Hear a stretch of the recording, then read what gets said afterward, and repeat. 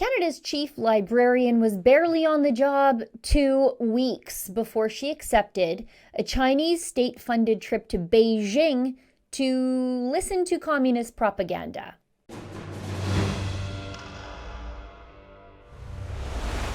This lady here is Canada's chief librarian. Her name is Leslie Weir. She was appointed by the Liberals in August 2019 to the $243,000 per year gig. Now, when the Liberals appointed her, they absolutely raved about her. Here is the former Minister of Heritage, Pablo Rodriguez, absolutely fawning over her.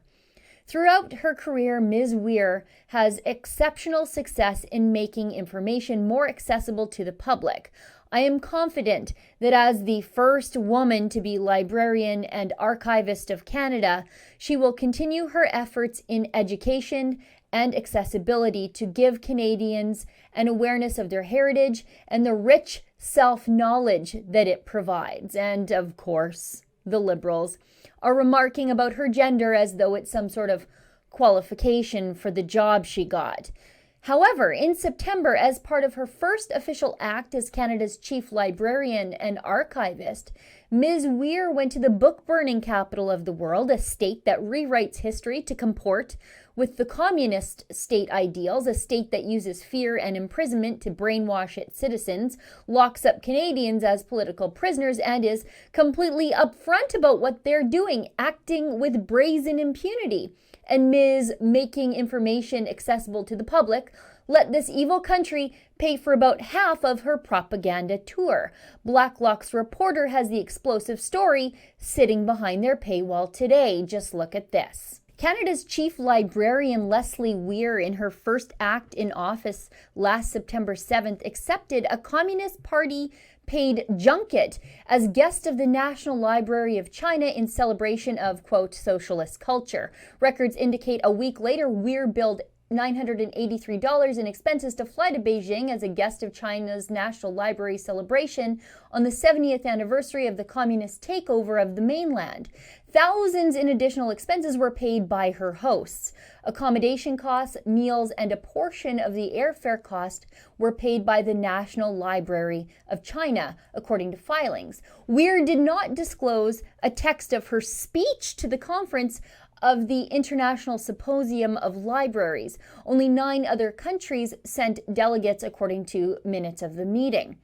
The conference opened with remarks by China's Minister of Culture, who said he, quote, hoped the National Library of China and public libraries around the country would stick to the Communist Party Central Committee's decisions and plans and make greater contributions to the great development and prosperity of socialist culture, end quote, according to minutes. Written greetings from Chinese President Xi Jinping aroused prolonged and warm applause. I bet it did. A statement by the party-run Xinhua news agency read, Xi urges National Library to stick to correct political direction. Explaining party leaders expressed the hope that the library will make new contributions to the building of a socialist country with great cultural strength.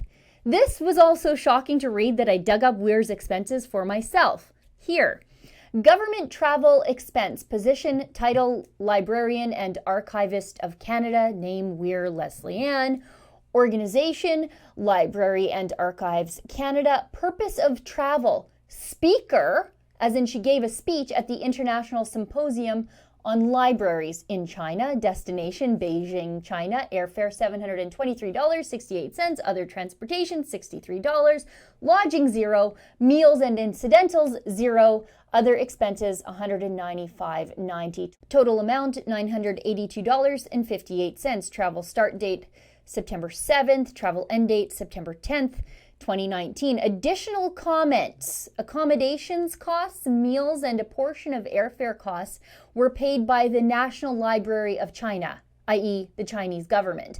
That's posted on a government website like it's perfectly okay for high-ranking Canadian bureaucrats to be wined and dined by the Chinese government. A gift of nearly all expenses paid vacation from the Sino state surely comes with no strings attached, right? Now let's add some context to Weir's trip to the red land of evil. When I said the Chinese government is using fear, censorship, intimidation, and imprisonment to brainwash its citizens and that they're completely upfront about what they're doing, I wasn't exaggerating in the slightest bit. It's actually posted on their government website for the Ministry of Education. Here's number 8 on the list of ministry mandates, available for all the public of the world to see. To plan and direct the educational work for the ethnic minority groups and to coordinate the educational aids to the ethnic minority groups and ethnic minority areas. That is, of course, the forced brainwashing of Uyghurs, Tibetans, and Christians. The Chinese state calls it educational work and aids, but it's work camps, starvation, and beatings for adults, and residential schools for ethnic minority kids, where they are denied their language, their culture, and their religion so that it can all be replaced with allegiance to the Chinese state. This is mandate number 9 on that website, in case you needed a little more convincing. To direct the work of ideology and political education, moral, physical, health, arts, and national defense education in all types of schools at various levels, and to direct the construction of the party in institutions of higher learning. Institutions of higher learning, like libraries. Anyway, if you care about providing open information to the public so that they may form their own opinions, like a chief librarian making $250,000 per year should, that mandate from the Chinese government should scare the daylights out of you. Let's add, though, a little more context to Weir's trip. While Weir was there, 2 Canadians were starving in prison cells. Michael Kovrig and Michael Spavor continue to starve and waste away in their respective prison cells to this very day, kidnapped and held as political prisoners by the Chinese state, the same one paying for part of Weir's trip. On the very same day Weir was listening intently to Chinese Communist propaganda, September 7th, 2019, Hong Kongers were fighting for freedom against the crush of the Chinese state. Pro-democracy protesters in Hong Kong were by then on their 14th straight day of protests, risking their lives for liberty and shutting down the local airport. Now, right after Weir got back from her communist gifted trip, the learned library professionals she went to listen to in China were then burning books on the street because the books were, quote, illegal. Why any government librarian who claims to have a commitment to providing open information to the public is traveling to China at the invite of the Chinese government on the Chinese government's dime is beyond me, and it's completely outrageous. China is the most censorious nation on the planet, and their censorious habits have helped fuel a worldwide pandemic because the Chinese government censored the very first doctors who were trying to warn the world about the coronavirus.